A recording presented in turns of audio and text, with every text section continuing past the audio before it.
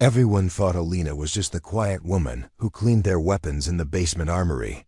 But when a hostage crisis erupted, requiring an impossible shot through a window from 800 yards away, they discovered the former Marine sniper had been hiding skills that would save innocent lives.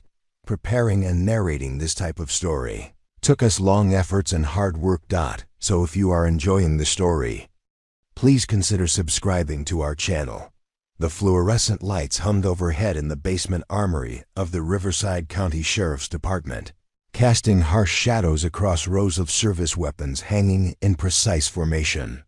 Elena Vasquez arrived every morning at 5:30, 2 hours before anyone else, her footsteps echoing softly on the concrete floor as she descended the narrow staircase that most officers forgot existed. The basement smelled of gun oil and metal polish, scents that most people found sharp and unpleasant, but to Elena, they carried memories of discipline, purpose, and a life she'd left behind.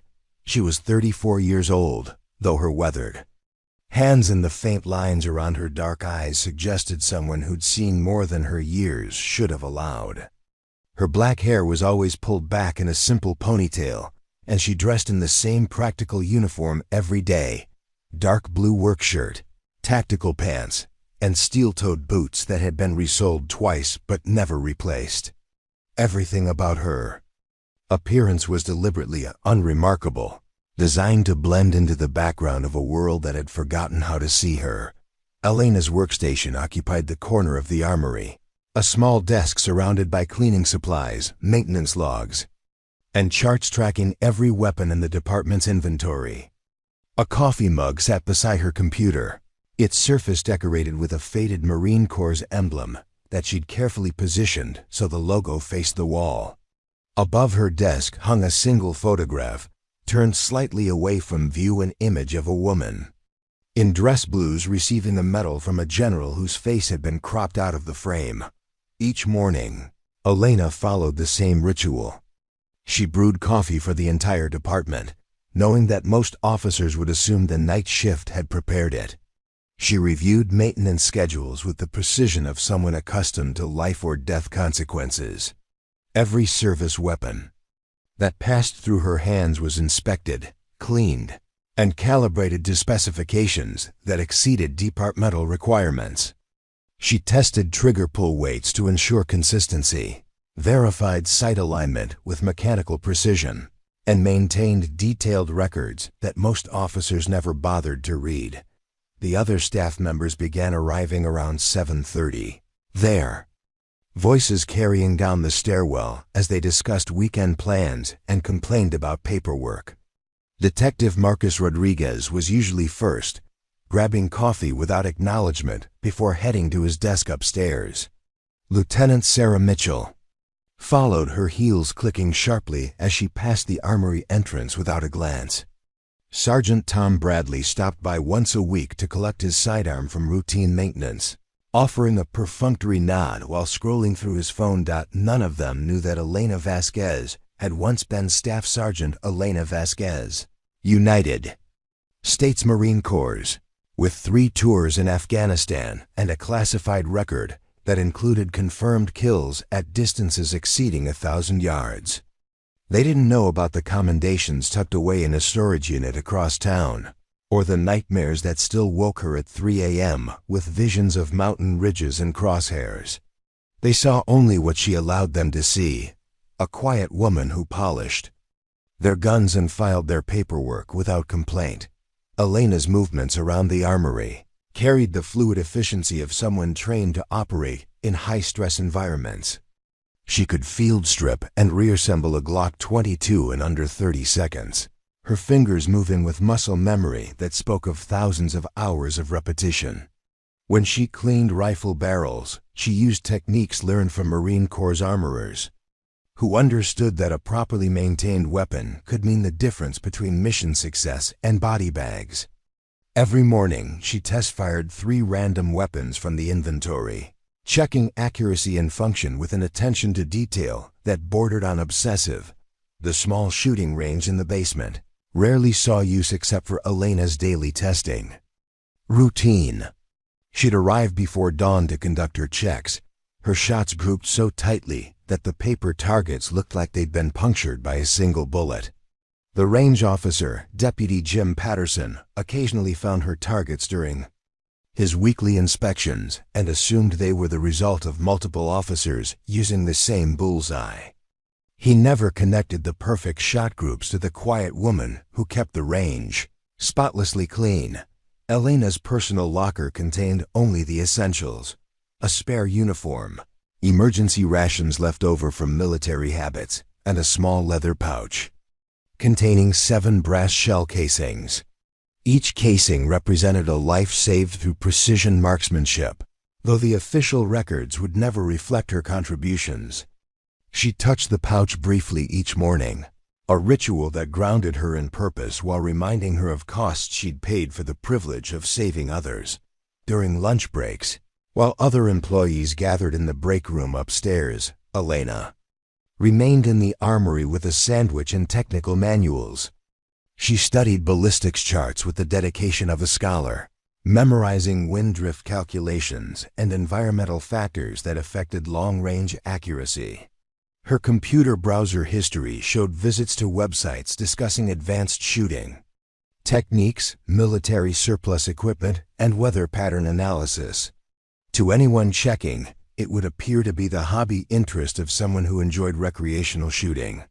In reality, Elena was maintaining skills that rust faster than abandoned. Still. The afternoon shift brought different challenges.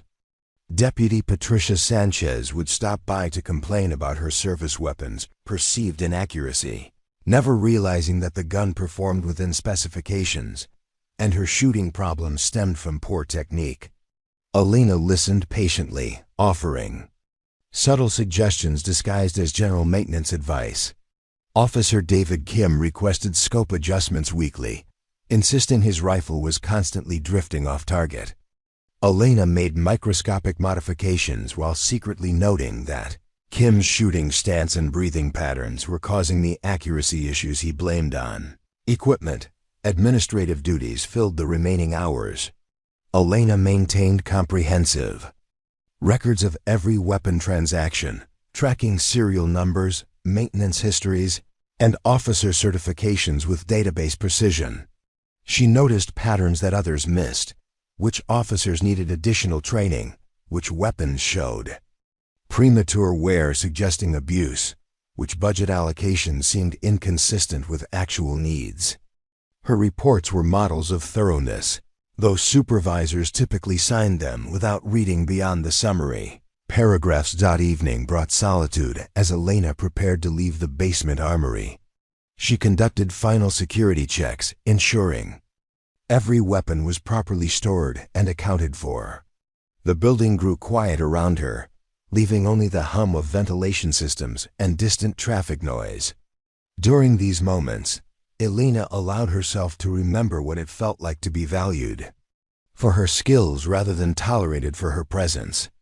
She thought about Marines she'd served with, men and women who'd understood that precision shooting was both art and science, requiring dedication that most people couldn't comprehend. The drive home took Elena through residential neighborhoods, where other veterans struggled with transitions from military to civilian life.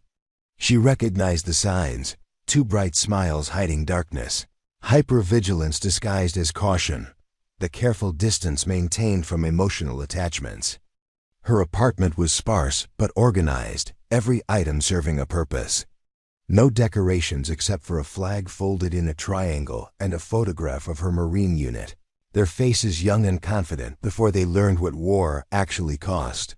What Elena didn't know was that tomorrow would bring visitors who'd been tracking unusual patterns in ammunition usage, maintenance schedules that exceeded normal parameters, and accuracy reports that suggested someone with extraordinary skills was operating within the Riverside County Sheriff's Department.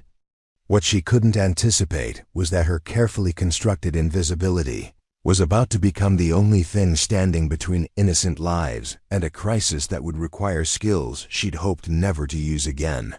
Deputy Chief Robert Hayes stood at the top of the armory staircase Monday morning, his polished shoes gleaming as he surveyed what he privately called the dungeon. At 58, Hayes commanded respect through volume and presence rather than competence, his expanding waistline straining against a uniform that had fit better 20 years ago. He rarely ventured into the basement, preferring the air-conditioned comfort of his corner office, but budget season demanded an inspection of what he considered the department's least important division. "Vasquez," he called down the stairs, his voice echoing off concrete walls. "Get up here. I need to discuss your equipment requests." Elena climbed the narrow staircase, carrying a folder containing meticulously documented maintenance needs and supply requirements. Hayes didn't invite her to sit in his office, instead conducting their conversation in the hallway where other officers could overhear. He flipped through her reports with theatrical impatience, shaking his head at line items he clearly didn't understand. "Bore cleaning rods, premium gun oil, precision calipers," Hayes read aloud, his tone suggesting she'd requested luxury items. "Vasquez, we're not running a gun shop here. These officers need their weapons to work, not win beauty contests." He handed back the folder without meeting her eyes. "Cut this budget by 40% and resubmit tomorrow." Elena accepted the folder silently, knowing that the requested supplies were essential for maintaining weapons that officers' lives depended on. Hayes had just condemned the department's firearms to gradual deterioration, but explaining ballistics and metallurgy to someone who viewed maintenance as janitorial work would be futile. She nodded respectfully and returned to the basement, where she would quietly purchase critical supplies with her own limited funds. The morning shift change brought Detective Rodriguez through the armory, his designer cologne mixing unpleasantly with the scent of gun oil. Rodriguez had transferred from Los Angeles Metro, bringing attitudes about small-town policing that he shared loudly and frequently. He dropped his service weapon on Elena's workbench without ceremony, leaving fingerprints on the freshly cleaned barrel. "Hey, gun girl," Rodriguez said, using the nickname that others had adopted despite Elena's actual title being armory specialist. "This thing's shooting low and right. Fix it." He was already walking away when Elena noticed the weapon sights were perfectly aligned. The problem was Rodriguez's shooting technique, specifically his tendency to jerk the trigger and cant the weapon slightly during rapid fire. She'd observed this pattern through weekly accuracy reports, but Rodriguez interpreted any suggestion as insubordination from someone he considered unqualified to offer tactical advice. Lieutenant Mitchell descended the stairs an hour later, her pressed uniform and confident stride reflecting 12 years of steady advancement through administrative positions. Mitchell had never fired her weapon outside of annual qualifications, which she barely passed, but she spoke about firearms with authority borrowed from police procedural television shows. "Elena, I need you to understand something," Mitchell began, her tone suggesting she was addressing a particularly slow child. "The mayor's office is asking questions about our ammunition expenses. These officers are trained professionals who don't need to waste bullets at the range every week." She gestured toward the shooting range where Elena conducted daily function tests. "Maybe limit your little target practice sessions to once a month." Elena's little target practice sessions served multiple purposes, ensuring weapons functioned properly, identifying ammunition defects before they reached officers in the field, and maintaining accuracy standards that kept the department's liability insurance affordable. Reducing testing frequency would increase the risk of weapon malfunctions during critical situations, but Mitchell's understanding of ballistics extended only to budget line items. "Lieutenant, those tests identify potential equipment failures that could endanger officers," Elena replied carefully, knowing that challenging Mitchell's authority would result in even more restrictive policies. Mitchell's expression hardened. "Elena, I appreciate your enthusiasm, but policy decisions are made above your pay grade. Your job is maintaining equipment, not determining training protocols." She adjusted her uniform belt with exaggerated authority.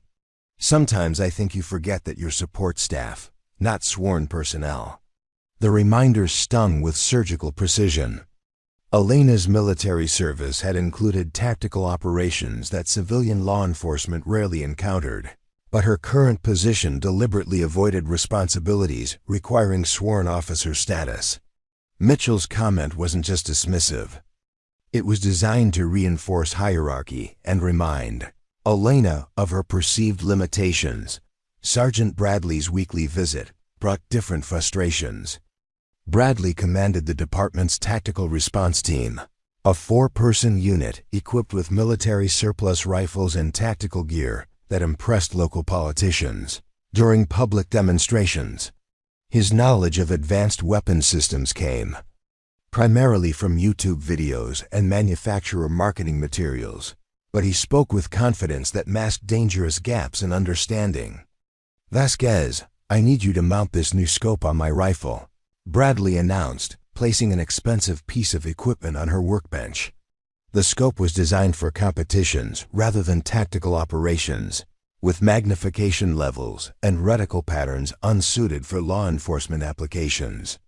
Elena could see immediately that the scope's eye relief and mounting requirements were incompatible with Bradley's rifle setup. "Sergeant, this scope's specifications don't match your rifle's platform," Elena explained, pulling up technical documents. On her computer, the eye relief is wrong for tactical positions, and the mounting system requires modifications that would void the rifle's warranty. Bradley's face flushed red. "Are you telling me how to do my job? I've been running tactical operations since before you learned what a gun was." His voice carried across the armory, ensuring other officers could hear his assertion of dominance. "Just mount the damn scope and let me worry about tactical applications." Elena complied with the order, knowing that Bradley would blame her when the scope proved inadequate during training exercises. She documented her objections in maintenance logs that would protect her professionally while providing evidence of proper procedure compliance. Bradley left the armory muttering about civilian contractors who didn't understand real police work, unaware that Elena's tactical experience exceeded his own by several orders of magnitude. Officer Thompson's afternoon visit represented a different category of dismissiveness. Thompson was genuinely friendly, treating Elena with casual courtesy that would have been appropriate for any service provider. He didn't intend disrespect, but his assumptions about her capabilities were equally limiting. "Elena, you're so good with the technical stuff," Thompson said while retrieving his cleaned weapon. "I wish I understood all those numbers and charts like you do. It must be nice having a job where you don't have to make life or death decisions." He smiled warmly, completely missing the irony of his statement. Elena's maintenance work directly affected officer safety, and her technical expertise had saved lives in ways Thompson would never comprehend. The day's final insult came from Deputy Patterson, who discovered Elena's perfect target groupings during his weekly range inspection. Patterson studied the paper targets with confusion, noting shot patterns that suggested exceptional marksmanship skills. "Whose targets are these?" Patterson asked, holding up a paper with holes clustered in a space smaller than a quarter. "Testing. Shots from daily function checks," Elena replied honestly. Patterson laughed dismissively. "Right, some hotshot probably borrowed the range after hours." He crumpled the targets and tossed them in the trash. "Gun maintenance doesn't require any Oakley accuracy. Save the fancy shooting for someone who might actually use these skills." Elena watched her achievements disappear into the wastebasket, understanding that Patterson's worldview couldn't accommodate the possibility that a quiet woman who polished guns might possess elite marksmanship abilities. His assumption that excellence belonged exclusively to sworn officers reflected broader departmental attitudes about support staff capabilities and limitations. As evening approached and the building emptied, Elena reflected on a day filled with small humiliations and casual dismissals.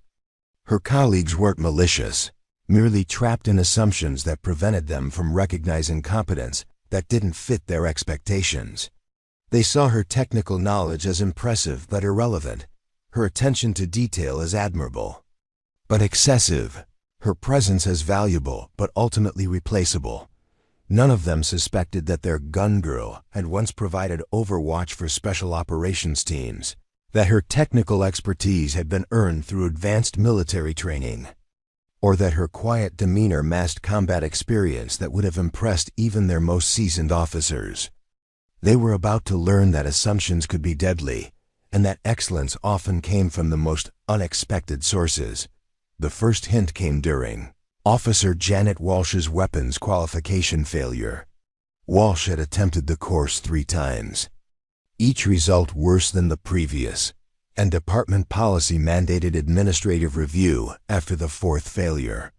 Elena watched from the observation booth as Walsh struggled with basic marksmanship fundamentals, her shots scattered across the way, target like buckshot from a damaged barrel.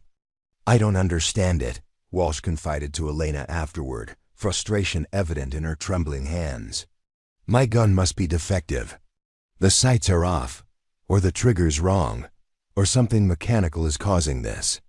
She gestured helplessly toward her service weapon, seeking technical explanations for what was clearly a training issue. Elena studied Walsh's stance and grip technique with practiced eyes, immediately identifying 4 critical errors that would prevent accurate shooting. The officer was anticipating recoil, jerking the trigger, breathing incorrectly during aim, and gripping the weapon with uneven pressure that torqued the barrel slightly left. These were fundamental problems that required coaching rather than equipment adjustments. "Officer Walsh, may I make a suggestion?" Elena asked carefully, knowing that unsolicited advice could be interpreted as overstepping boundaries. "Your weapon is mechanically sound, but small technique adjustments might improve your accuracy." Walsh nodded eagerly, desperate for any assistance that might save her career. Elena moved behind her, gently adjusting Walsh's shooting stance with precise corrections that spoke of extensive instructional experience. She repositioned Walsh's feet for better balance, corrected her grip pressure with specific finger placement guidance, and demonstrated proper breathing rhythm using terminology that belonged in advanced marksmanship courses rather than basic training. "The key is natural respiratory pause," Elena explained, her voice taking on an authoritative tone that seemed to emerge from muscle memory. "Breathe normally, exhale halfway, then hold that natural pause while you complete your trigger. Press. Don't force the hold or fight your lungs' natural rhythm." She demonstrated the technique herself, her body automatically assuming a shooter's stance that reflected years of advanced training. Walsh attempted the corrected technique, her next 5 shots grouping within the scoring rings for the first time in weeks. Her eyes widened with amazement as she studied the target, unable to believe the dramatic improvement from such simple adjustments. "How did you know all that?" Walsh asked, staring at Elena with new recognition. "That was better instruction then. I received at the academy. Where did you learn to shoot like that?" Elena's expression shifted subtly, the brief moment of confidence replaced by careful neutrality. "I read a lot of technical manuals," she replied, deflecting the question while mentally noting the need for more caution. Ballistics and shooting techniques are covered in most firearms maintenance courses, but Walsh wasn't entirely convinced. She'd received instruction from certified firearms trainers, range masters, and veteran officers, yet none had provided corrections as precise and effective as Elena's casual suggestions. The administrative clerk had demonstrated knowledge that seemed inconsistent with her stated background and current position. The second incident occurred during Detective Morrison's evidence processing session. Morrison was examining a rifle recovered from a domestic violence scene, attempting to determine whether the weapon had been recently fired. Standard protocol involved checking for powder residue and measuring barrel temperature, but Morrison struggled with the technical aspects of forensic firearms examination. Elena observed Morrison's methodology from across the room, recognizing immediately that he was following outdated procedures that would compromise evidence integrity. The detective was using incorrect swab techniques, failing to document chain of custody properly, and misinterpreting chemical test results in ways that could invalidate his findings in court.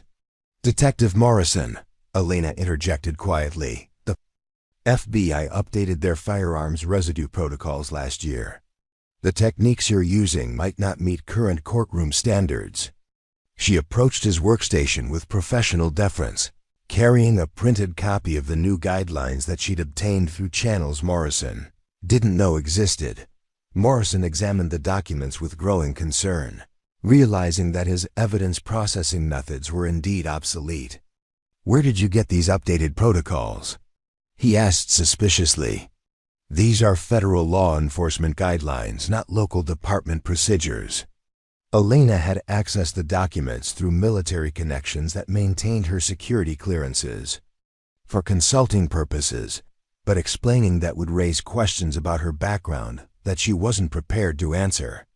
"I subscribe to several forensic science publications," she said truthfully, omitting the fact that her subscriptions were justified by ongoing federal consulting work that the local department didn't know about. Morrison studied Elena with new attention, noting how she'd identify his procedural errors with expertise that suggested formal training in evidence processing. "You seem to know a lot about federal investigative techniques for someone who cleans guns in a basement," he observed, his detective instincts recognizing incongruities in her cover story. Elena smiled politely while internally cursing her inability to watch incompetence without intervening. "Technical reading is a hobby," she replied. "Modern firearms maintenance requires understanding legal and forensic implications of evidence handling." The explanation was plausible, but didn't entirely satisfy Morrison's growing suspicions about the armory specialist's unusual knowledge base. The third revealing moment came during Captain Williams' visit to inspect the department's rifle inventory. Williams commanded the county's multi-jurisdictional drug task force, bringing federal oversight experience to local operations. He was examining the department's precision rifles when he noticed modification work that exceeded standard departmental capabilities. "Who performed these trigger adjustments?"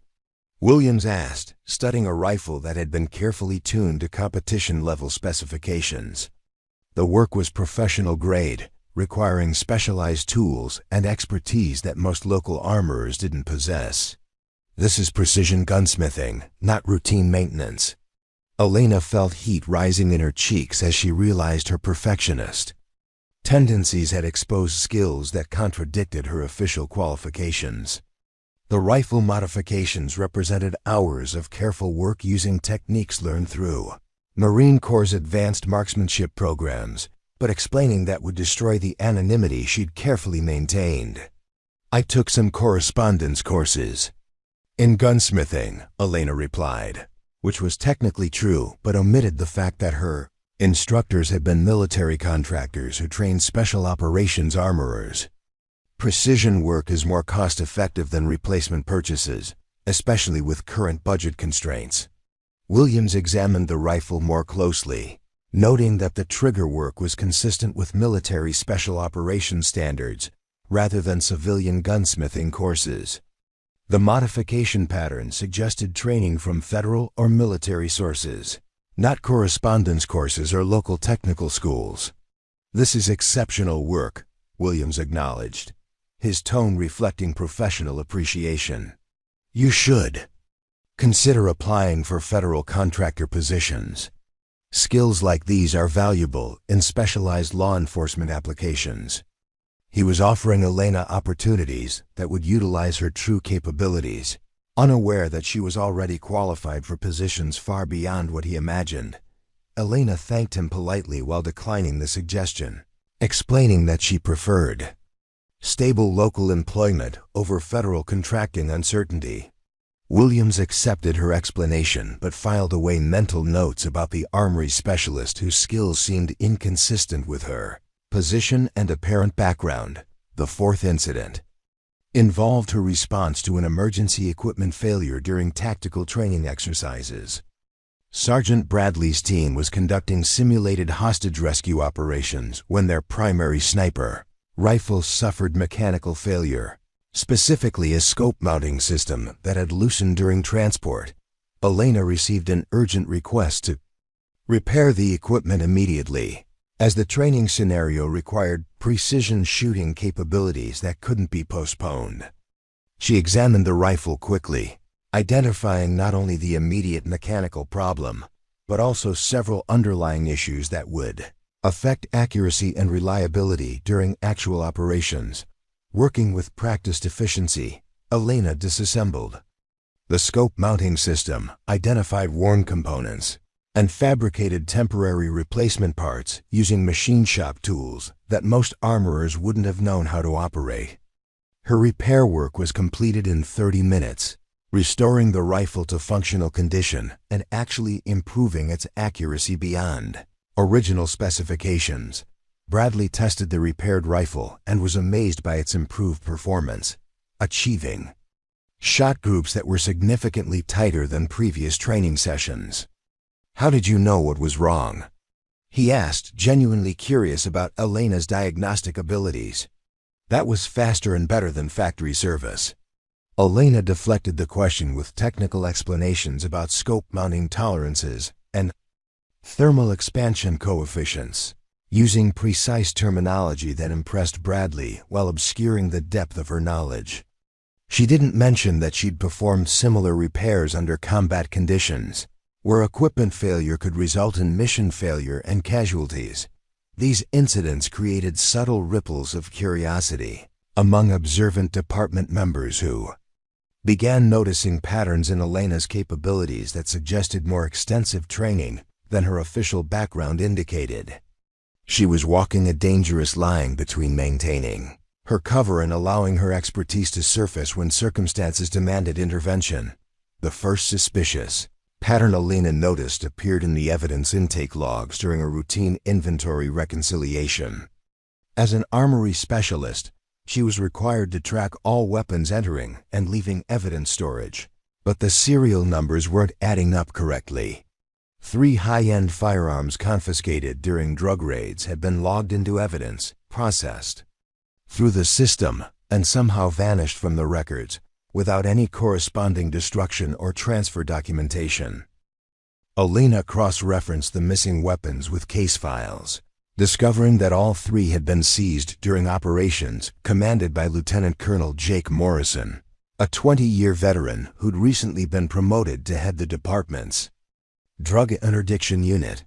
Morrison carried himself with the swagger of someone untouchable, his military bearing and political connections providing armor against scrutiny from subordinates or civilian oversight.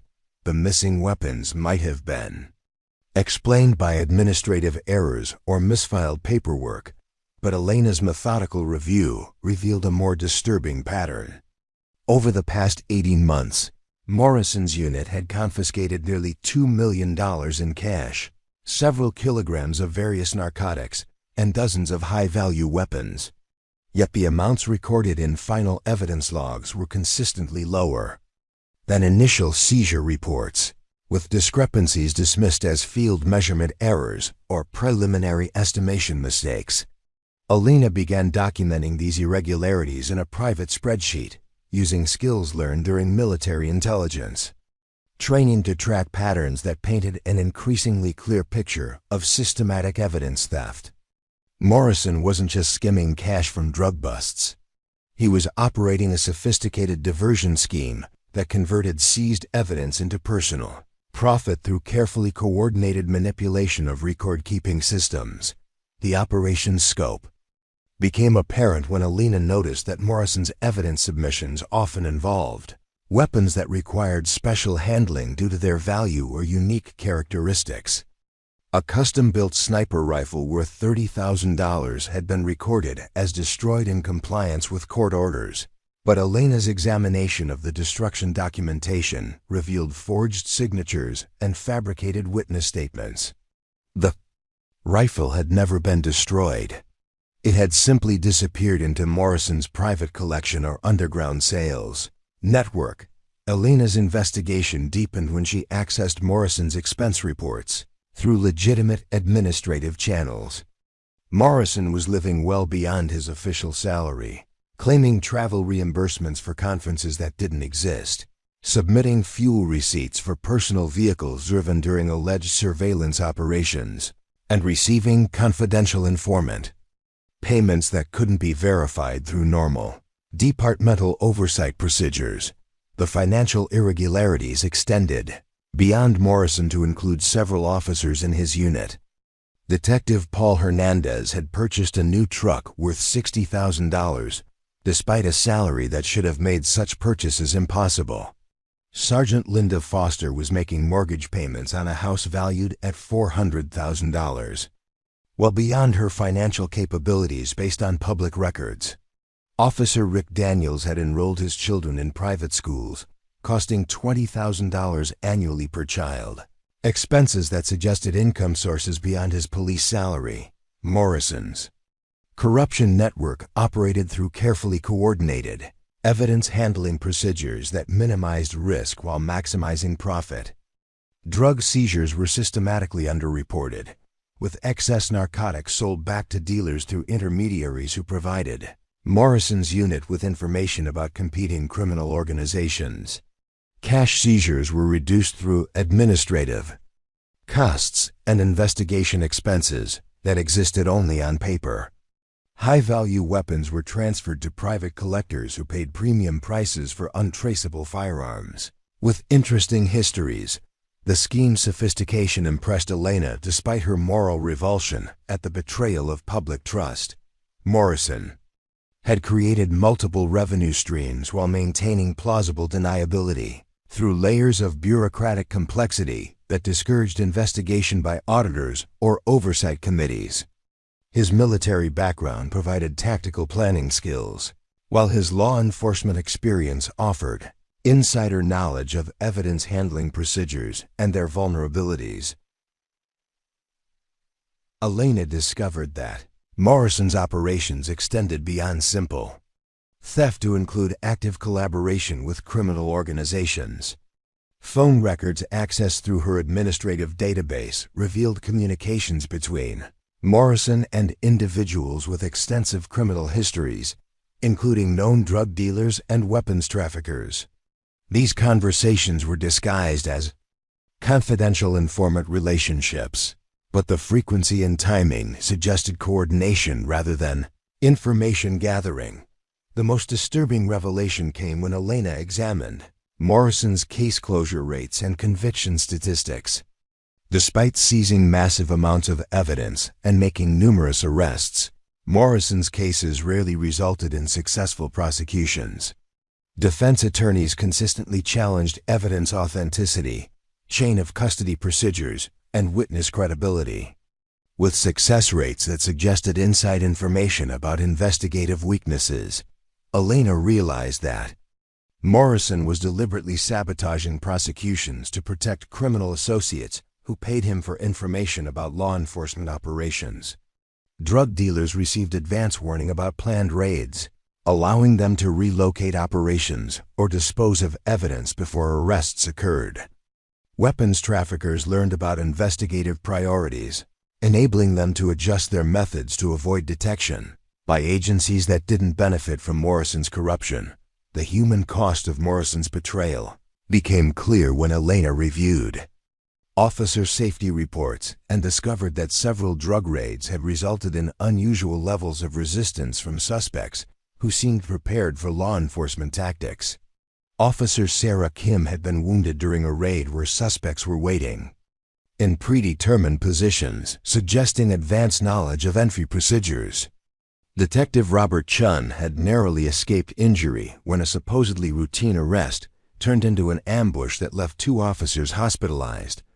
Morrison was selling information that put his own colleagues at risk, trading officer safety for personal profit with callous indifference to consequences. His criminal associates received tactical intelligence about police operations, equipment capabilities, and personnel assignments that allowed them to plan counterattacks against unsuspecting officers who trusted their commander's integrity. Elena's evidence gathering was complicated by Morrison's suspicious nature and growing paranoia about internal security. He'd begun conducting counter-surveillance operations against his own department, using his access to administrative records to monitor computer usage, email communications, and file access patterns.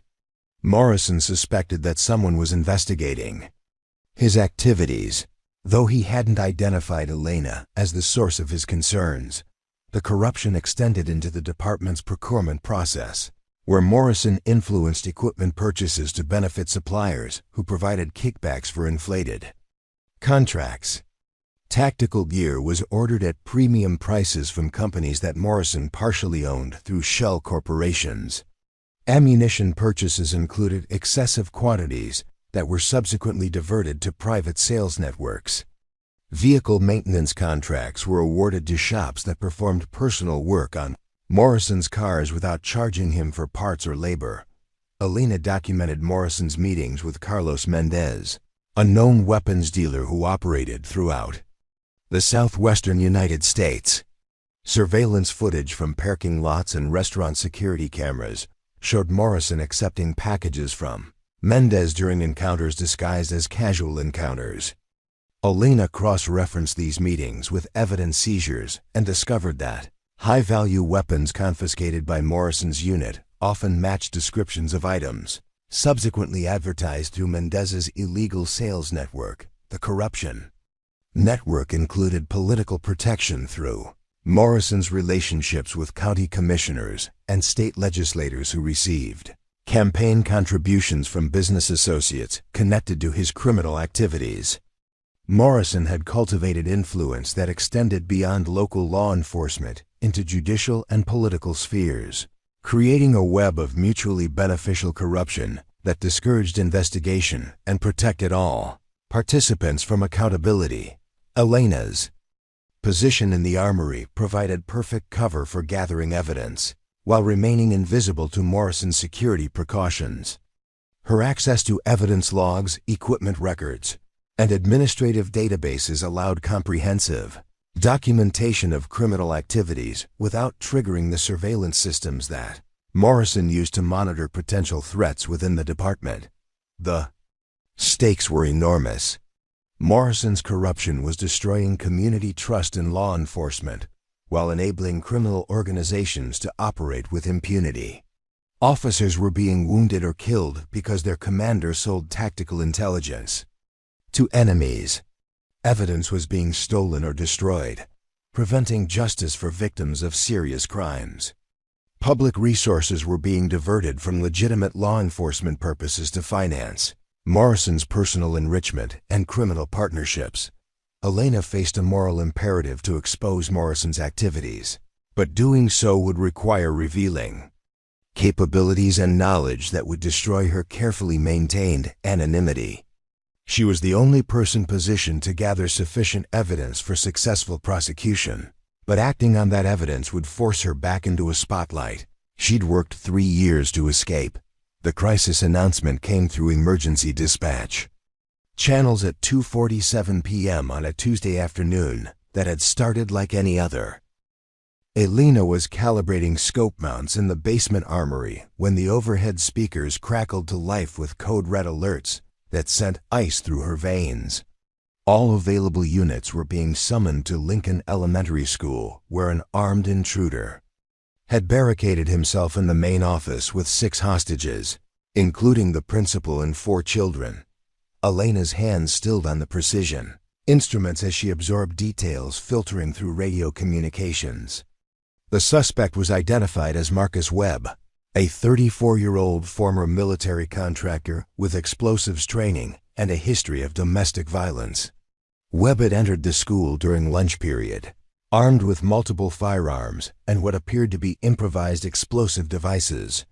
He was demanding the release of his ex-wife from county jail and threatening to kill hostages if his demands weren't met within 4 hours. The situation became exponentially more dangerous when Patrol units reported that Webb had positioned himself strategically in the principal's office, which occupied a corner location on the building's second floor with windows facing both the main parking lot and the playground where children had been evacuated. Webb could observe all law enforcement positioning while maintaining clear lines of fire against anyone attempting to approach the building. Elena monitored radio traffic while continuing her work with deliberate calm, though her mind was already analyzing tactical problems that the responding officers hadn't yet recognized. Lincoln Elementary's architecture created severe limitations for traditional law enforcement response.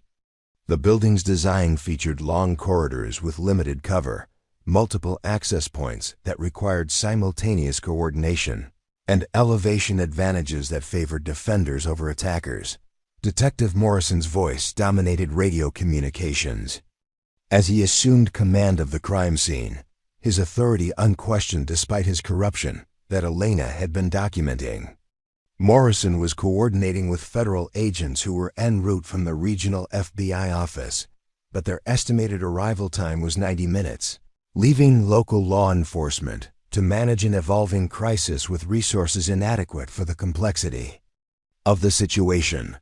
Elena accessed the department's tactical response protocols through her computer terminal, reviewing procedures that she knew were outdated and inadequate for the current threat level. The department's standard hostage protocols assumed suspects with limited training and conventional weapons, not military contractors with explosives expertise and advanced tactical knowledge. Webb's background suggested familiarity with law enforcement tactics and countermeasures that would neutralize most conventional approaches. Radio reports indicated that Webb was communicating through a cell phone seized from the principal, making demands that revealed sophisticated understanding of negotiation psychology and crisis management procedures. He wasn't acting impulsively or emotionally. His behavior suggested careful planning and tactical preparation that made him exponentially more dangerous than typical domestic violence suspects. Elena pulled up building blueprints from the county's construction database, studying structural details that might affect tactical operations. Lincoln Elementary had been built in 1987, with standard institutional construction featuring concrete block walls, steel frame windows, and minimal sound insulation between rooms. The principal's office was located at the northeast corner of the second floor, with two large windows providing excellent observation capabilities for anyone positioned inside. The tactical challenge was compounded by Webb's explosives capabilities. Patrol officers reported seeing what appeared to be pipe bombs or similar devices positioned near the windows, suggesting that Webb had prepared secondary defensive measures designed to injure or kill anyone attempting rescue operations. The presence of explosives eliminated most conventional entry tactics and required specialized bomb disposal expertise that wouldn't arrive for several hours. Elena's analysis of the situation revealed problems that Morrison and his team hadn't yet recognized. The principal's office was positioned in a way that created significant dead zones where law enforcement couldn't establish effective observation or firing positions. The building's elevation relative to surrounding terrain meant that traditional sniper positions would be looking upward at severe angles, making precision shots extremely difficult and increasing risks to hostages from bullet trajectories. More critically, Elena realized that Webb's military contractor background probably included counter-sniper training that would help him identify and neutralize traditional marksman positions.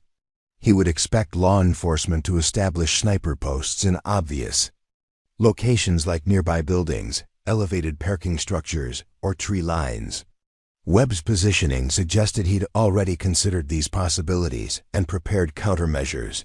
Elena's secure phone buzzed with a text message from Agent Sarah Chun, her FBI contact who monitored former military personnel in witness protection programs. The message was brief but alarming. Webb associated with Blackwater contractors who specialized in hostage rescue countermeasures. assumes traditional law enforcement response patterns, recommend unconventional approaches. The intelligence confirmed Elena's growing concern that local law enforcement was walking into a trap designed by someone with intimate knowledge of their capabilities and limitations. Webb wasn't just a domestic violence suspect who'd snapped. He was a trained professional who'd carefully planned an operation designed to maximize casualties while achieving his objectives. Radio communications revealed that Morrison was positioning officers according to standard tactical doctrine, establishing perimeters and sniper positions that Webb would anticipate and potentially target with his explosive devices. Elena could hear the confidence in Morrison's voice as he coordinated with arriving units, completely unaware that his tactical decisions were playing into Webb's preparations. Elena accessed weather data that revealed challenging environmental conditions for precision shooting. Wind speeds were gusting between 15 and 25 miles per hour from the southwest, creating crosswind conditions that would affect bullet trajectories at longer ranges.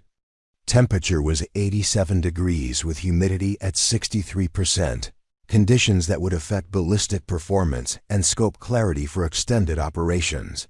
The optimal shooting positions for engaging targets in the principal's office were limited to 3 locations: the water tower 800 yards to the southeast, the church steeple 900 yards to the southwest, or the grain elevator 1,000 yards to the northeast. All 3 positions required elevation adjustments for upward angle shots, wind corrections for crosswind effects, and precise range calculations that exceeded the capabilities of most law enforcement marksmen. Elena's training with the Marine Corps' Scout Sniper program had included advanced calculations for exactly these types of challenging shots. She could compensate for environmental factors, elevation angles, and target movement patterns that would defeat less experienced shooters. But utilizing those skills would require revealing capabilities that would destroy her carefully maintained cover and potentially expose her to retaliation from criminals she'd helped prosecute. The moral equation was becoming inescapable. 6 innocent people were trapped with an explosives expert who had military training and carefully planned countermeasures against conventional law enforcement response. The department's best marksmen lacked the advanced training necessary for the precision shooting that might be required. Federal resources wouldn't arrive in time to prevent casualties if Webb decided to execute his threats. Elena began quietly gathering equipment that might be needed for unconventional tactical support. She pulled precision ammunition from secure storage, noting environmental data for ballistic calculations. She accessed scope adjustment charts for extreme range shooting, reviewing formulas that most law enforcement personnel had never encountered. She verified communication frequencies that would allow coordination with tactical units if circumstances required her involvement. The crisis was escalating beyond local capabilities, while Elena remained hidden in the basement armory, torn between self-preservation and moral obligation. Webb's background suggested that conventional approaches would result in hostage casualties, but revealing her capabilities would end the anonymity that had protected her for 3 years. The gathering storm was forcing her toward a choice she'd hoped never to face again. The situation deteriorated rapidly when Webb executed his first tactical countermeasure at 4:15 p.m. Radio communications erupted with panicked reports that the suspect had detonated a small explosive device near the building's main entrance, not to cause casualties, but to demonstrate his capabilities and establish psychological dominance over the law enforcement response. The blast had been precisely calculated to destroy the front security cameras, while sending a clear message about his willingness to escalate violence. Elena watched live news footage on her computer monitor as smoke billowed from Lincoln Elementary's entrance. Webb's tactical sophistication was becoming apparent to everyone on scene, but Morrison's response remained locked into conventional protocols that were proving inadequate against an adversary with advanced military training. The lieutenant colonel was positioning officers according to textbook procedures while facing an opponent who had written some of those same textbooks. During his contractor service, Agent Patricia Williams arrived from the regional FBI office. Ahead of schedule, her helicopter landing in the school's soccer field amid swirling dust and emergency vehicle lights. Elena observed Williams through security camera feeds, noting the federal agent's immediate assessment of tactical positioning. That revealed serious concerns about Morrison's operational planning. Williams was arguing with Morrison over radio communications, their disagreement evident even through encrypted channels. The first catastrophic failure occurred when Sergeant Bradley attempted to establish a sniper position on the adjacent apartment building's rooftop. Webb had anticipated this obvious placement and triggered a secondary explosive device that had been planted during his advance reconnaissance. The blast didn't harm Bradley directly, but the psychological impact of realizing that Webb had prepared multiple defensive positions sent shockwaves through the entire tactical response team. Elena accessed building security cameras that provided multiple angles of the crisis scene, allowing her to observe tactical positions that Webb couldn't monitor simultaneously. Her analysis revealed that Morrison had positioned officers in a pattern that Webb could easily predict and potentially target with additional explosive devices. The law enforcement perimeter was following standard doctrine while facing an adversary who specialized in defeating exactly those tactics. Radio traffic indicated that Webb was communicating with hostages in a manner designed to maximize psychological pressure on law enforcement negotiators. He was using the principal's knowledge of student schedules to threaten specific children by name, creating emotional leverage that conventional negotiation training hadn't prepared officers to handle. Webb's psychological warfare expertise was proving as dangerous as his explosives knowledge. Elena's secure phone displayed another message from Agent Chun. Webb's contractor file indicates advanced training in counter-surveillance and anti-sniper tactics. Recommend extreme caution with traditional marksman deployment. He may have prepared kill zones specifically targeting law enforcement positions. The intelligence confirmed Elena's analysis that Morrison's tactical approach was playing directly into Webb's strategic planning. Every conventional response was being anticipated and neutralized by someone with intimate knowledge of law enforcement capabilities and limitations. The situation required unconventional thinking that Morrison's traditional military background couldn't provide. The second major failure emerged when Detective Rodriguez attempted to establish communication with Webb through the school's internal phone system. Webb had been monitoring all electronic communications and used Rodriguez's call to demonstrate his technical surveillance capabilities by playing back recordings of police tactical discussions. Webb had been listening to operational planning in real time, giving him advance warning of every attempted tactical maneuver. Preparing and narrating this type of story took us long efforts and hard work. So if you are enjoying the story, please consider subscribing to our channel. Elena realized that Webb's technical sophistication extended beyond explosives and marksmanship to include electronic warfare capabilities that made conventional coordination impossible. Police units couldn't communicate tactical plans without Webb overhearing their discussions and preparing countermeasures. The law enforcement response was being systematically dismantled by an adversary who stayed several steps ahead of their decision-making process. Agent Williams' arrival brought federal resources but also revealed the true scope of the tactical challenge. Williams had commanded hostage rescue operations in Iraq and Afghanistan, bringing combat experience that civilian law enforcement rarely encountered. Her assessment of the situation was grimly professional, recognizing immediately that local capabilities were insufficient for the threat level they were facing. Elena monitored Williams' encrypted communications with FBI headquarters, learning that federal tactical teams were still 90 minutes away due to weather delays affecting helicopter transport. The specialized equipment needed for dealing with Webb's explosive devices wouldn't arrive for at least 3 hours, leaving local law enforcement to manage an escalating crisis with inadequate resources and training. The breaking point arrived when Webb announced through the principal's phone that he was advancing his timeline due to what he called amateur hour tactical positioning by local law enforcement. Instead of 4 hours to meet his demands, he was now allowed only 90 minutes before beginning to execute hostages. His tone was calm and professional, suggesting that violence was simply another tactical option rather than an emotional response. Elena's analysis of available shooting positions revealed that conventional law enforcement marksmen faced impossible challenges. The water tower position was too exposed to Webb's observation and potential counterfire. The church steeple offered better concealment, but required a shot angle that exceeded most officers' training parameters. The grain elevator provided the best tactical position, but was located at a distance that demanded advanced, long-range shooting skills that local personnel didn't possess. Weather conditions were deteriorating as afternoon thunderstorms approached the area.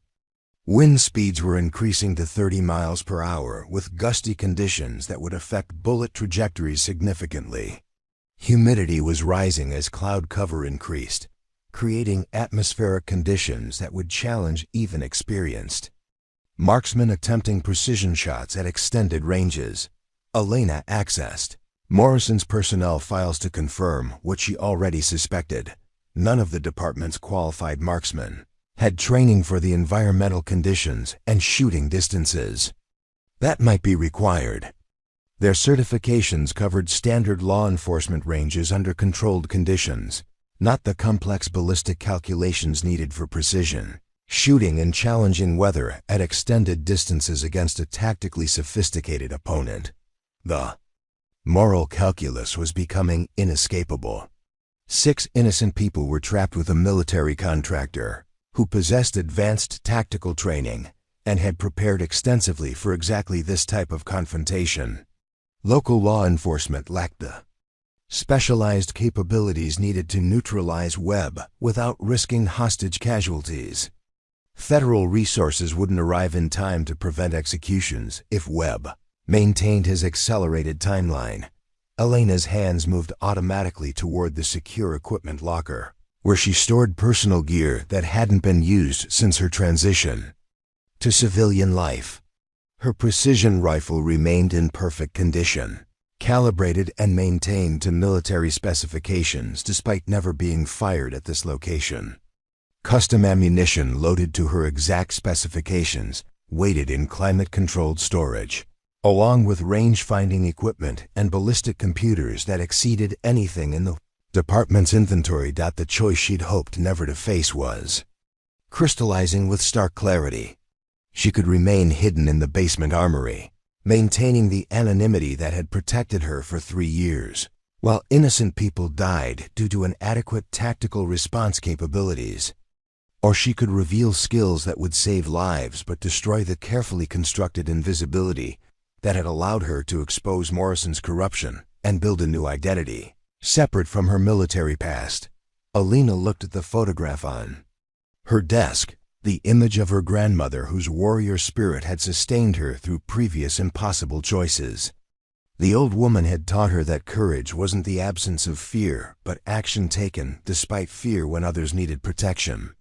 Some battles chose their warriors rather than waiting for volunteers. The basement armory felt suddenly confining. As Elena contemplated the decision that would define not only the next few hours, but the rest of her life, above her, a crisis was unfolding that demanded capabilities she possessed, but had sworn never to use again. The invisible woman was about to become visible, whether she chose that transformation or circumstances forced it upon her. Elena emerged from the basement armory carrying equipment that transformed her entire appearance. The precision rifle in her hands was a custom-built platform that spoke of advanced military applications, its specialized optics and modified components revealing capabilities far beyond standard law enforcement issue. Her movements had shifted from the careful deference of a support staff member to the confident stride of someone accustomed to command authority in life-or-death situations. Deputy Chief Hayes was coordinating communications in the main hallway. When Elena approached, her presence so dramatically altered that he initially didn't recognize the woman who'd been filing his reports for 3 years. The quiet armory specialist had been replaced by someone whose bearing and equipment suggested elite military training and combat experience. "Chief Hayes," Elena said, her voice carrying an authority that made several nearby officers turn in. "Surprise! I need immediate access to tactical communications and current situation reports. I'm qualified to provide precision shooting support for the hostage situation." Hayes stared at Elena with confusion that quickly shifted to irritation. "Vasquez, what the hell are you doing with that rifle? Civilians aren't authorized for tactical operations. Get back to the armory and let the professionals handle this." Crisis. Elena's expression remained calm as she produced a military identification card and federal contractor credentials that Hayes had never seen before. "Chief, I'm Staff Sergeant Elena Vasquez, United States Marine Corps, qualified expert, marksman with advanced sniper training. I have federal authorization for emergency, tactical support, and 3 years of current certifications that supersede local authority restrictions." The hallway fell silent as officers processed this revelation. The woman they'd dismissed as a gun maintenance clerk was claiming military credentials that would make her the most qualified marksman in the entire department. Hayes examined her identification documents with growing amazement, recognizing security features and authorization codes that couldn't be fabricated. Detective Morrison pushed through the crowd, his face flushed with disbelief and anger. "This is impossible. Vasquez is administrative staff. She files reports and cleans weapons. There's no way she has sniper qualifications." His voice carried the desperation of someone whose worldview was being shattered by information that contradicted 3 years of assumptions. Elena met Morrison's stare with steady confidence that spoke of experience in much more dangerous confrontations than departmental politics. "Detective, I've been documenting your evidence theft and corruption for 18 months. Your criminal activities will be addressed after we resolve the current crisis. But right now, innocent lives take priority over your personal concerns." The accusation hit Morrison like a physical blow, revealing not only Elena's true capabilities, but also her knowledge of his illegal activities. Several officers looked between Morrison and Elena with growing understanding that the quiet woman had been conducting an investigation that went far beyond routine administrative duties. Agent Williams approached from the Emergency Command Center, her federal credentials providing authority that local politics couldn't challenge. "Sergeant Vasquez, I've been monitoring your federal clearance status through FBI channels. Your qualifications are confirmed and current. What's your assessment of the tactical situation?" Elena's response demonstrated knowledge that impressed even Williams' federal experience. "The suspect has established multiple defensive positions with explosive devices designed to neutralize CONVENTIONAL sniper placements. Current law enforcement positioning follows predictable patterns that he's trained to exploit. The optimal shooting position is the grain elevator at 1,000 yards, but environmental conditions require advanced ballistic calculations that exceed standard training parameters." Williams studied Elena with professional recognition of someone whose expertise matched or exceeded her own. "Can you make that shot under current conditions?" Elena's answer was delivered with quiet confidence that spoke of similar challenges. "Successfully met under combat conditions. Wind speed is 30 miles per hour with gusty crosswinds. Temperature is 89 degrees with rising humidity, and the shooting angle requires 17 degrees of elevation adjustment. I can compensate for all environmental factors and place a precision shot within a 2-inch grouping at 1,000 yards." The specificity of her technical knowledge stunned the assembled officers, who recognized that Elena was discussing capabilities that belonged in military special operations rather than local law enforcement. Sergeant Bradley, who commanded the department's tactical team, looked at his own rifle with new understanding of how inadequate his training was compared to Elena's demonstrated expertise. Hayes found his voice with difficulty. "Vasquez, if you really have these qualifications, why didn't you tell us? Why spend 3 years pretending to be someone you're not?" Elena's expression softened slightly as she explained motivations that none of them had suspected. "I was in federal witness protection after exposing defense contractor fraud that resulted in assassination attempts. I needed to disappear completely while maintaining my skills and serving my community. This position allowed me to do both while remaining invisible to people who wanted me dead." The revelation explained everything that had puzzled observant officers about Elena's unusual knowledge and capabilities. Her technical expertise, her precision with equipment maintenance, her familiarity with advanced procedures all made sense when viewed through the lens of her true background and experience. Agent Williams made the tactical decision that local authority couldn't. "Sergeant Vasquez, I'm authorizing your deployment under federal emergency protocols. Take whatever position you need and coordinate directly with my communications team. Time is running out and you're our best option for resolving this crisis without hostage casualties." Elena nodded and began moving toward the building exit, her equipment and bearing now revealing the elite warrior who'd been hidden behind years of careful camouflage. Officers stepped aside automatically, recognizing authority that transcended rank or departmental hierarchy. The invisible woman was becoming visible in ways that would reshape everyone's understanding of capability and assumption. Deputy Patterson, who dismissed Elena's shooting abilities for 3 years, watched in amazement as she prepared for deployment. "You're really going to attempt a 1,000-yard shot in these wind conditions?" Elena paused at the door, her response carrying the weight of combat experience and professional confidence earned through extreme circumstances. "I'm not attempting anything, Deputy. I'm going to save those hostages with a precision shot that will end this crisis. That's what Marines do when civilians need protection." The transformation was complete. The quiet armory specialist had revealed herself as one of the military's most elite marksmen, carrying skills and experience that would be legendary if they weren't classified. Elena Vasquez was about to demonstrate why some warriors choose invisibility not from weakness, but from strength too dangerous to reveal until lives depend on excellence that few can achieve. The impossible shot was about to become inevitable, delivered by someone whose true capabilities had been hiding in plain sight while everyone assumed competence was limited by appearance and position.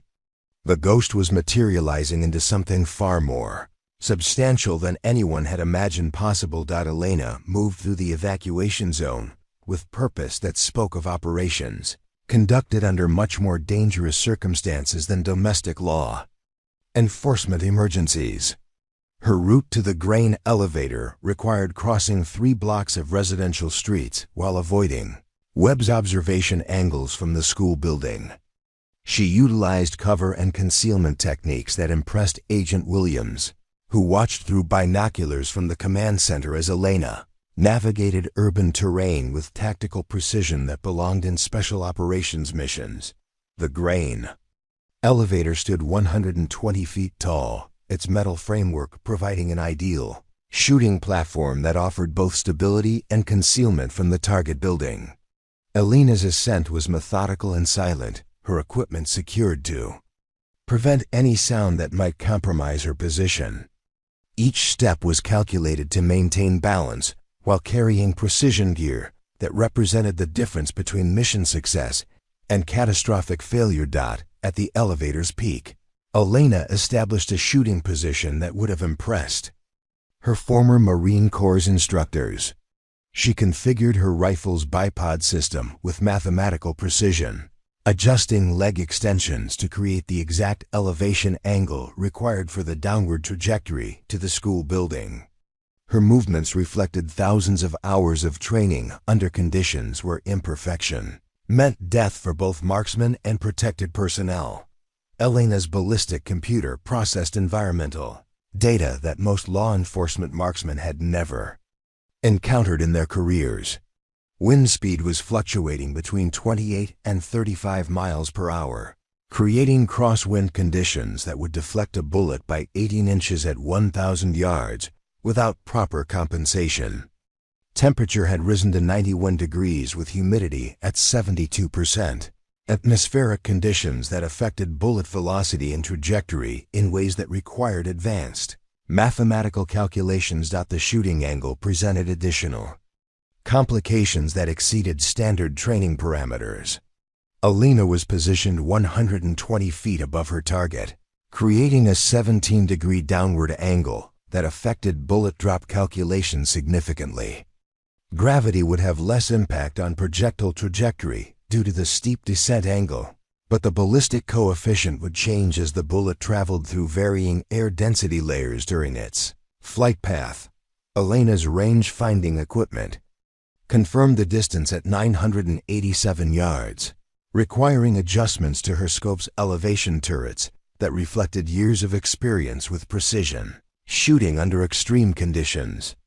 Her custom ammunition was loaded to exact specifications that accounted for barrel length, powder charge, and bullet weight combinations optimized for accuracy at extended ranges in challenging environmental conditions. Through her scope, Elena observed Webb's position in the principal's office with clarity that revealed details invisible to ground-based observers. Webb was positioned behind an overturned desk that provided cover from ground-level firing positions, but left him partially exposed to elevated observation.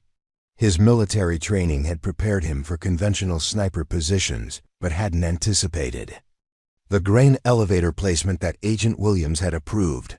Elena's communications headset crackled with updates from the command center. Ghost 7, this is command. Target is holding weapon on principal with 4 children visible in background.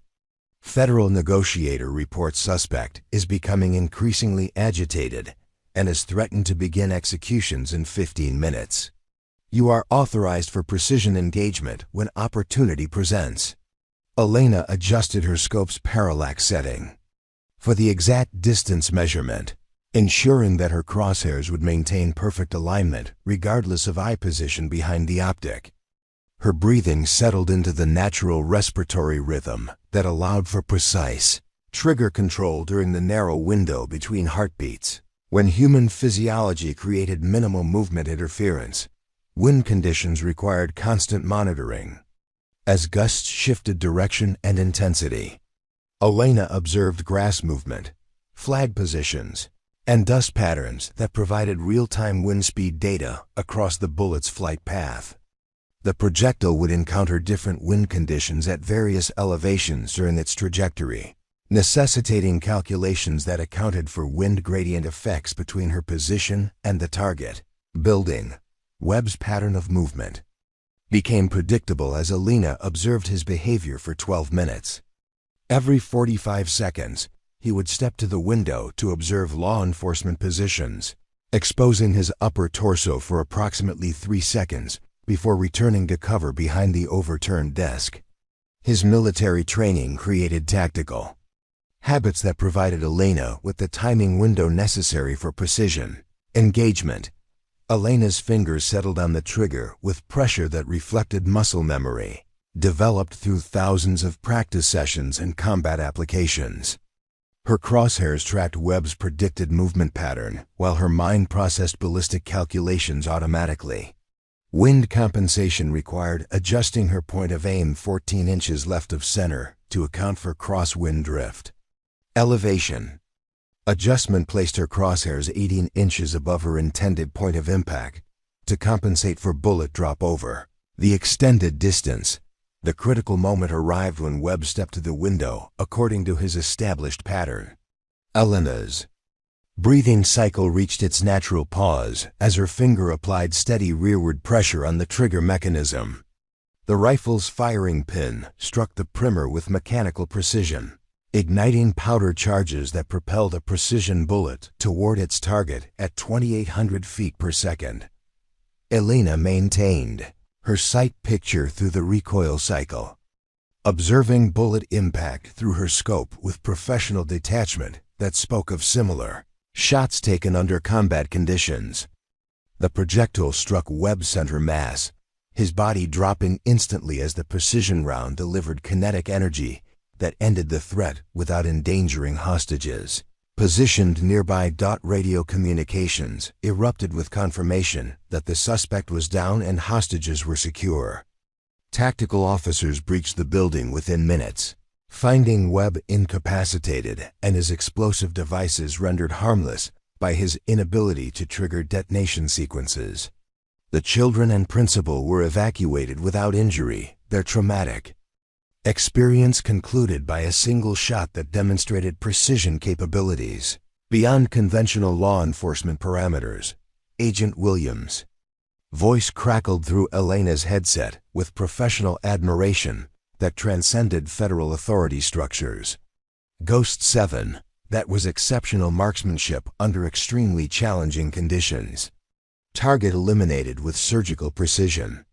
At 987 yards in 30-mile-per-hour crosswinds. Outstanding work, Sergeant. Elena began disassembling her position with the same methodical precision that had characterized her ascent and shooting preparation. Her equipment was secured and organized according to military protocols that ensured nothing was left behind to compromise operational security. The descent from the grain elevator was conducted with tactical awareness that remained elevated, despite successful mission completion. Ground personnel at the command center watched Elena's approach with expressions that mixed amazement, respect, and confusion about how someone with her capabilities had remained hidden in their midst for 3 years. Officers who had dismissed her as a gun maintenance clerk were confronting evidence that she possessed skills exceeding their most experienced tactical personnel. Detective Morrison stood near the command vehicles with the expression of someone whose world had been fundamentally altered by events beyond his comprehension. The woman he'd considered unqualified for anything beyond clerical duties had just demonstrated marksmanship abilities that would be legendary if they weren't classified. His corruption investigation was now secondary to processing the reality that Elena Vasquez represented capabilities he'd never imagined possible. Deputy Chief Hayes approached Elena as she secured her equipment, his face reflecting the cognitive dissonance of discovering that his assumptions about personnel capabilities had been completely wrong for 3 years. Sergeant Vasquez, that shot was impossible under those conditions. How did you make those calculations so quickly? Elena's response carried the quiet confidence of someone whose skills had been tested under much more challenging circumstances than local law enforcement emergencies. Chief, impossible is just another word for inadequately trained. With proper preparation and advanced ballistic knowledge, precision shooting becomes a matter of mathematical calculation rather than luck or intuition. The crisis was over, but its resolution had created new challenges that would reshape the department's understanding of capability, assumption, and the hidden potential that might exist within their own personnel. Elena Vasquez had saved 6 lives with a single shot that proved excellence often came from the most unexpected sources. The command center transformed into an impromptu courtroom as Elena presented evidence that would dismantle Morrison's criminal network with methodical precision. Agent Williams had authorized immediate field interviews under federal emergency protocols, recognizing that Elena's dual role as witness and investigator created unique opportunities for real-time prosecution development. The hostage crisis had provided cover for Elena's emergence from deep cover, but the corruption investigation represented her true mission's culmination. Elena opened her laptop and connected to secure federal databases that most local law enforcement had never accessed.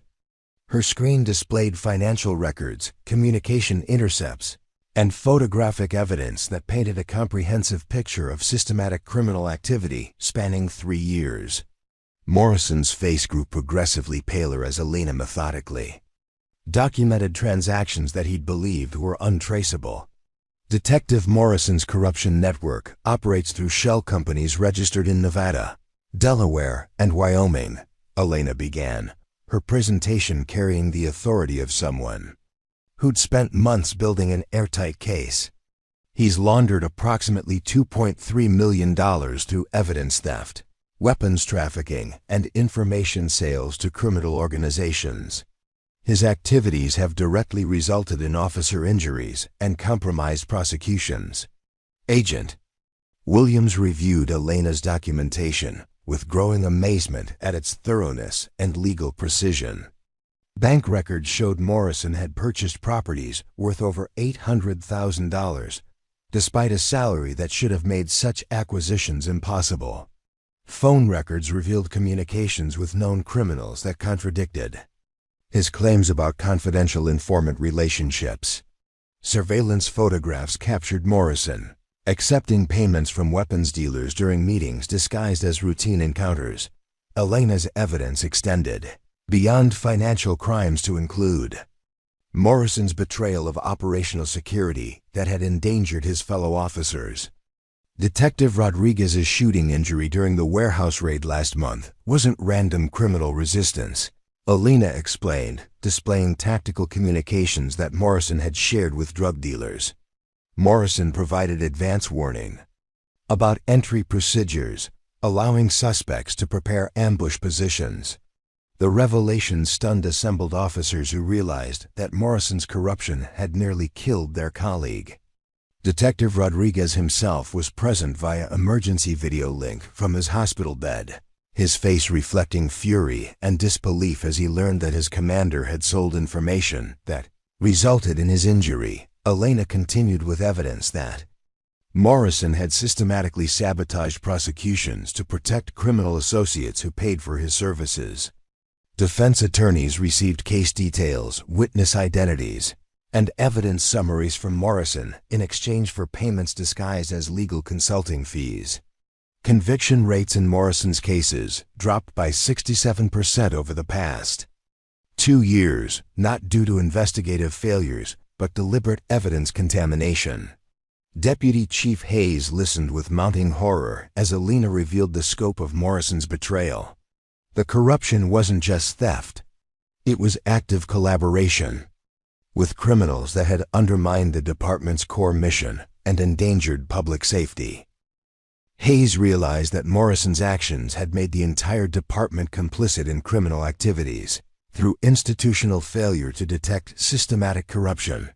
Elena's presentation included communications intercepts that revealed Morrison's coordination with Marcus Webb, the hostage-taker who had just been neutralized.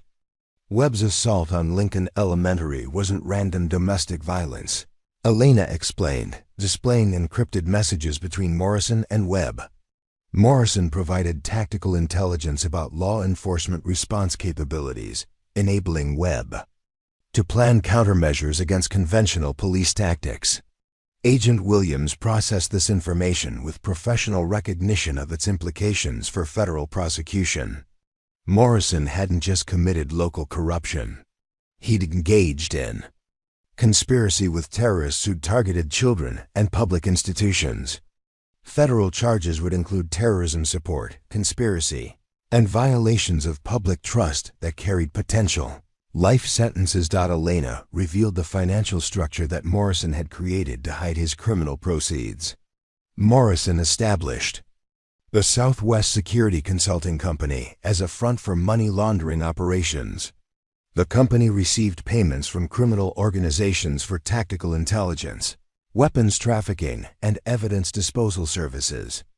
Corporate banking records show revenue of over $4 million since Morrison founded the company 18 months ago. The evidence included Morrison's personal communications with federal contractors who'd been paying him for classified information about military equipment testing and procurement procedures. Elena's access to federal databases had revealed that Morrison was selling defense secrets to foreign intelligence services through intermediaries connected to his criminal network, Detective Henderson, who'd worked with Morrison for 8 years, struggled to process the magnitude of his colleague's betrayal. "Elena, how did you gather all this evidence without anyone noticing? You were working in the basement armory while Morrison operated throughout the department." Elena's explanation revealed investigative techniques that impressed even federal agents with extensive criminal intelligence experience. Morrison's operational security was inadequate because he viewed support staff as invisible. "He conducted criminal business in my presence, left classified documents unattended in areas where I had access, and used unsecured communication systems that I could monitor through legitimate administrative functions." Elena had utilized her position as armory specialist to access evidence storage areas where Morrison stored stolen property before transferring it to criminal associates. Her security clearances allowed monitoring of communication systems that Morrison used for criminal coordination. Her maintenance responsibilities provided opportunities to install surveillance equipment in areas where Morrison conducted illegal business.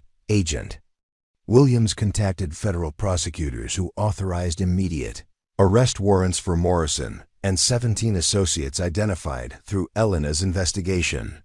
The coordination required simultaneous raids across 3 states to prevent evidence destruction and witness intimidation. Elena's evidence was sufficient for federal charges that would dismantle the entire criminal network. Morrison's arrest was conducted with ceremony that reflected the magnitude of his crimes against public trust.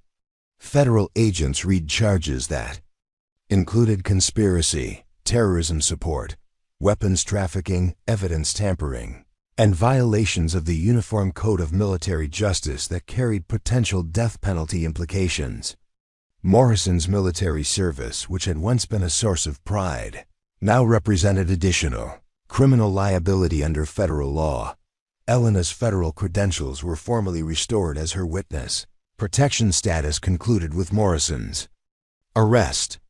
She would testify before congressional committees investigating defense contractor corruption, her evidence contributing to legislation that would prevent similar criminal networks from operating within law enforcement agencies.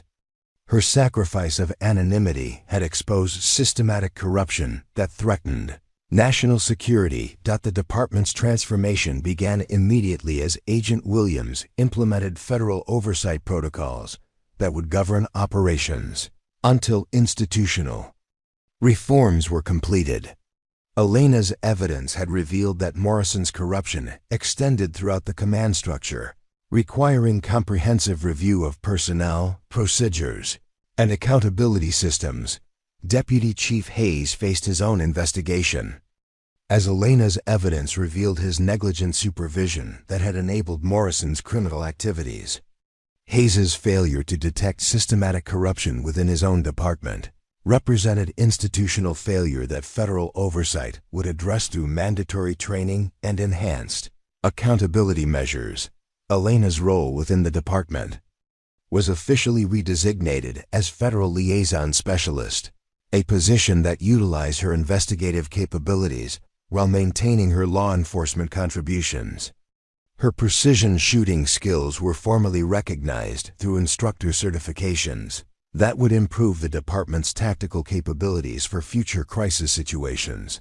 The community response to Elena's revelations was overwhelmingly supportive, as citizens recognized that her courage had exposed corruption that threatened public safety and institutional integrity.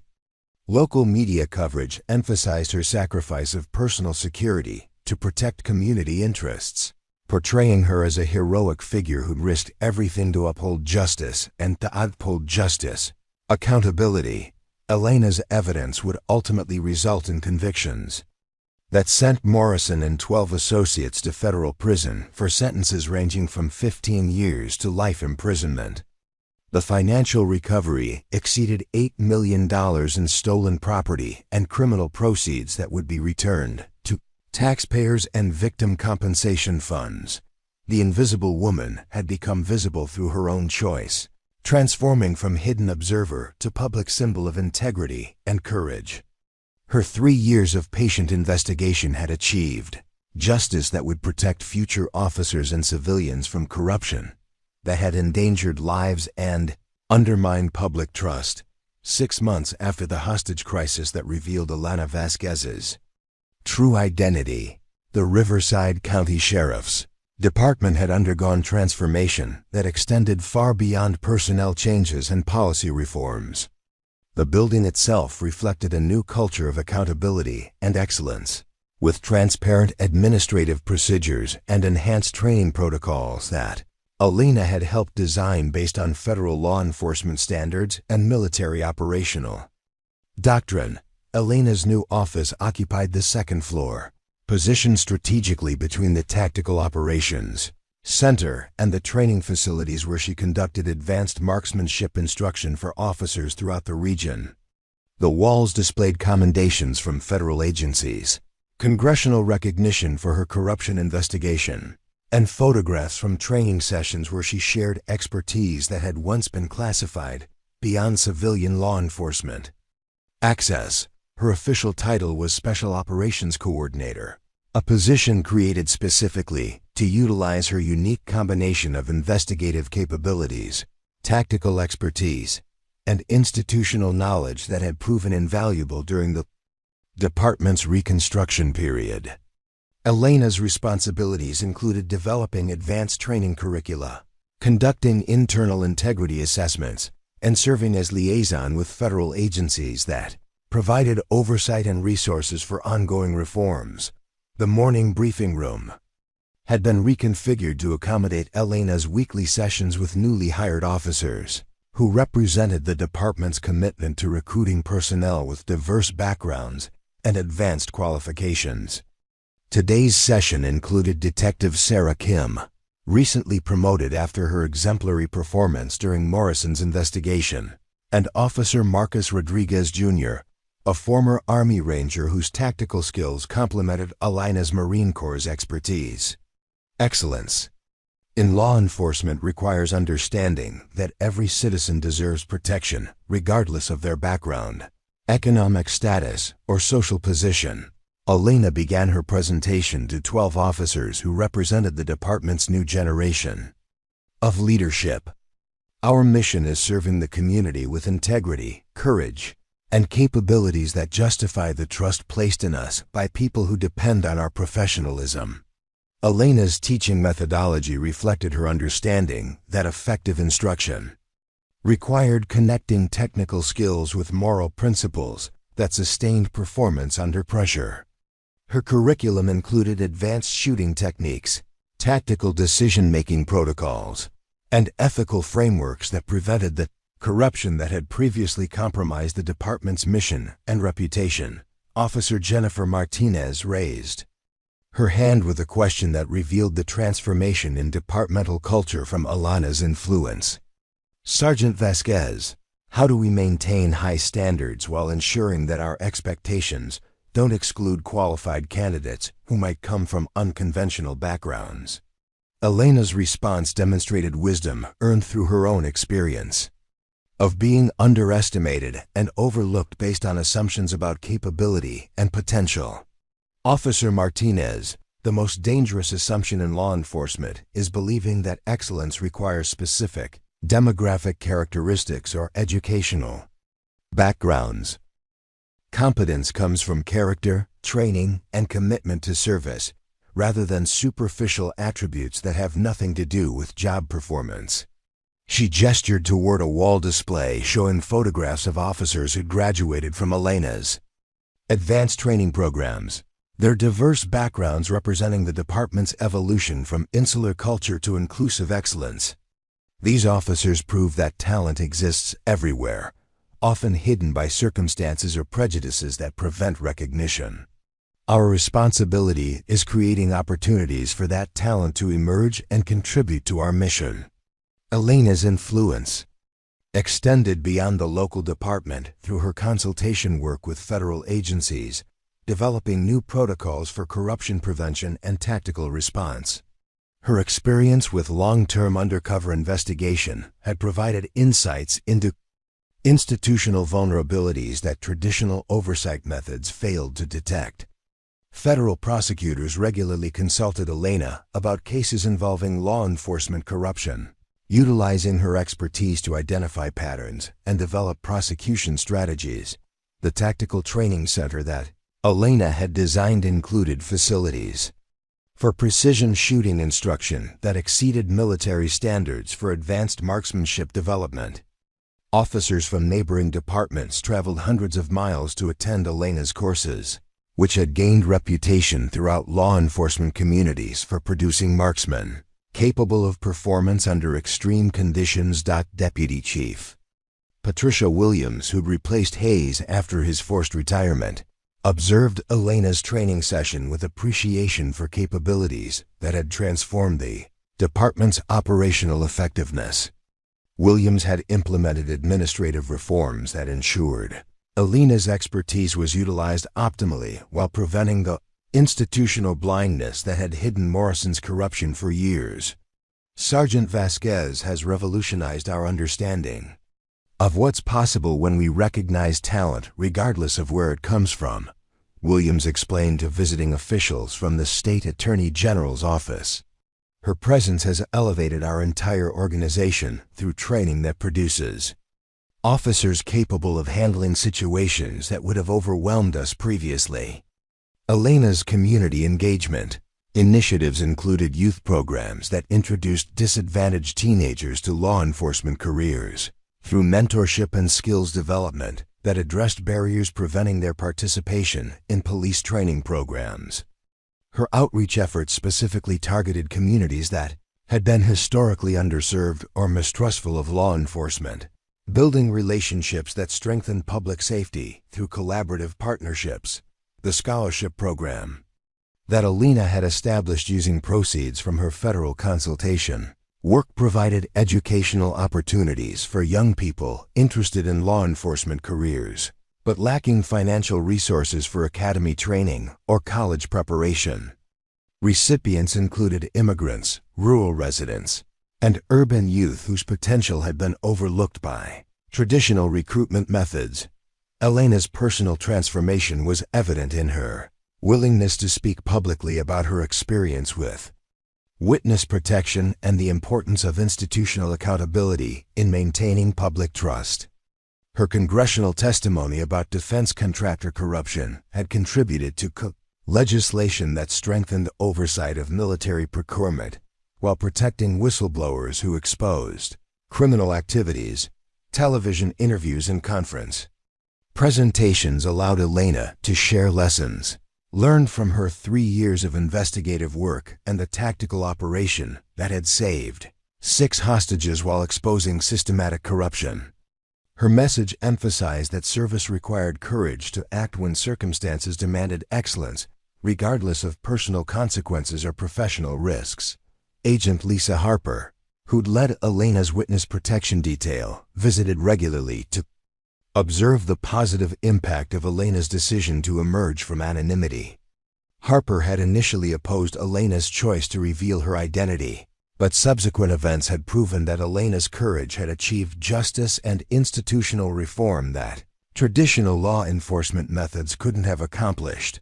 Elena's willingness to sacrifice her safety for the greater good represents the highest ideals of public service, Harper explained to federal oversight officials reviewing the case's outcomes. Her investigation and tactical intervention saved lives while exposing criminal networks that threaten national security. She exemplifies the principle that individual courage can transform entire institutions. Elena's relationship with her grandmother's memory had evolved as she embraced the warrior spirit that had sustained her through impossible choices and dangerous circumstances. The dream catcher in her office served as a reminder that strength came from cultural heritage and family traditions that provided identity beyond professional achievements or official recognition. Evening walks through the community revealed Elena's integration into civilian life that no longer required elaborate security protocols or constant vigilance against assassination attempts. Children recognized her from school safety programs. Business owners appreciated her community involvement, and residents expressed gratitude for law enforcement leadership that prioritized service over self-interest. Elena's future included plans for expanding her training programs nationally while developing partnerships with military organizations that could benefit from her expertise in tactical operations and corruption prevention. Federal agencies had offered positions that would utilize her capabilities at the highest levels of law enforcement and national security operations. The grain elevator where Elena had made her legendary shot had become an unofficial monument to precision, courage, and the principle that excellence often emerged from unexpected sources. Local photographers captured images of the structure during golden hour lighting, creating artistic representations of the moment when hidden capability had saved innocent lives through skills that most people couldn't imagine achieving. Elena Vasquez had transformed from invisible support staff to visible symbol of integrity, competence, and the courage required to act when others needed protection.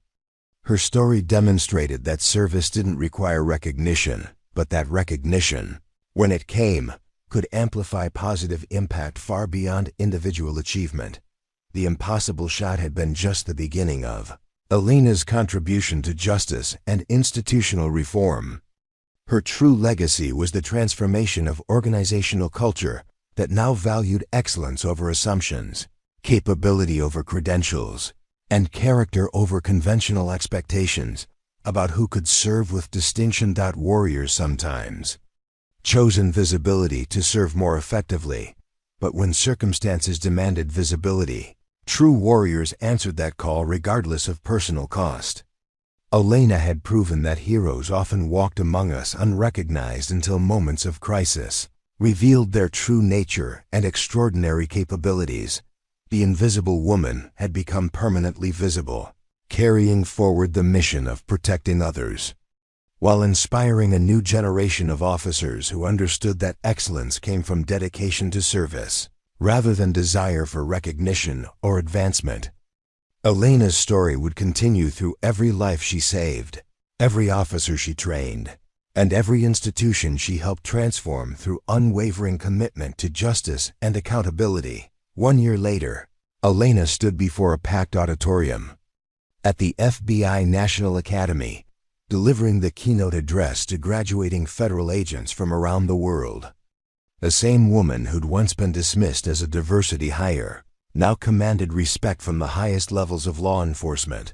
Her expertise sought by agencies dealing with complex tactical situations and corruption investigations. Never underestimate the quiet person in the corner, Elena told the audience, her voice carrying across the silent room. The woman filing your reports might be a decorated combat veteran. The man cleaning your office could be a brilliant engineer. The person you overlook today might be the one who saves your life tomorrow. The applause was thunderous, but Elena's thoughts drifted to a young woman in the third row, Officer Maria Santos from Phoenix, Arizona. Santos had approached Elena after yesterday's tactical demonstration, explaining how she'd been relegated to desk duty despite her Army Special Forces background because her supervisors couldn't imagine that a quiet Latina woman might possess elite combat skills. "You've given me courage to reveal who I really am," Santos had whispered, tears in her eyes. "I've been hiding for 2 years, afraid to show my capabilities because of what others might think." Elena had smiled, recognizing herself in the young officer's struggle. "The world needs warriors who choose service over recognition," she'd replied. "But sometimes being visible is how we light the path for others who are still hiding in the shadows." After her speech, Elena received multiple messages that reminded her why revealing her identity had been worth the sacrifice. Walsh, the officer whose shooting she'd corrected 3 years ago, had just graduated from the FBI's elite hostage rescue team. Rodriguez Jr. had been selected for a federal task force targeting international weapons trafficking. Even Tech Sergeant Park had been promoted to head the department's new cybersecurity division. his investigation skills finally recognized and utilized. But the message that meant the most came from an unexpected source. It was from Lincoln Elementary School's principal, Mrs. Davidson, along with a photo that took Elena's breath away. The image showed the school's new memorial garden, where a simple plaque read, "In honor of those who serve quietly, watching over us with courage we may never see until the moment we need it most." 6 children Elena had never met were tending the garden, their ages matching those of the hostages she'd saved. Mrs. Davidson's note explained that the children had insisted on maintaining the memorial themselves, understanding that someone they'd never seen had risked everything to protect them from danger they couldn't comprehend. Elena drove home through streets where she was no longer invisible, but where her visibility had created space for others to emerge from their own shadows. The community center displayed a banner announcing the Elena Vasquez Leadership Academy, a program she'd helped establish to identify and develop potential in young people who might otherwise be overlooked by traditional systems. At the gas station, the attendant, a former Marine struggling with civilian transition, nodded respectfully. Elena had helped him find work and training opportunities that utilized his skills while addressing his need for purpose and community. At the grocery store, the cashier was a young woman whose college tuition Elena's scholarship fund was supporting, enabling her dream of becoming a forensic scientist. Her apartment had changed too, no longer a sparse hiding place, but a home filled with photographs of people whose lives had been touched by her decision to step into the light. Pictures from graduation ceremonies, promotion announcements, and thank you cards from families whose loved ones were safer because Elena had found the courage to reveal her true self.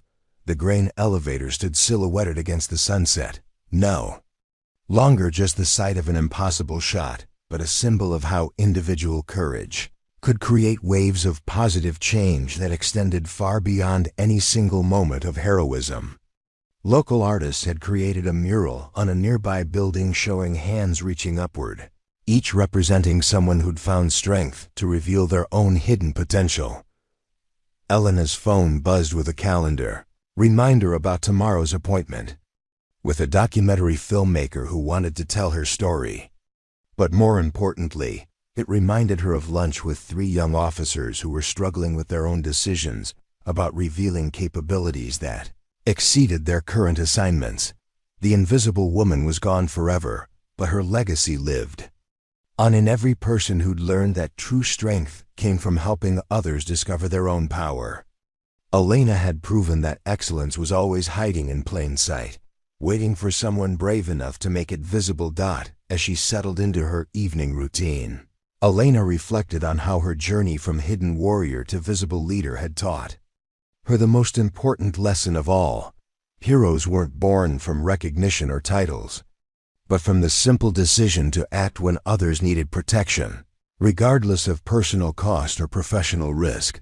The quiet moments before sleep brought gratitude for the path that had led her home to herself and to a community that now understood that extraordinary people often walked among them, waiting for the right moment to reveal the courage that had always been there.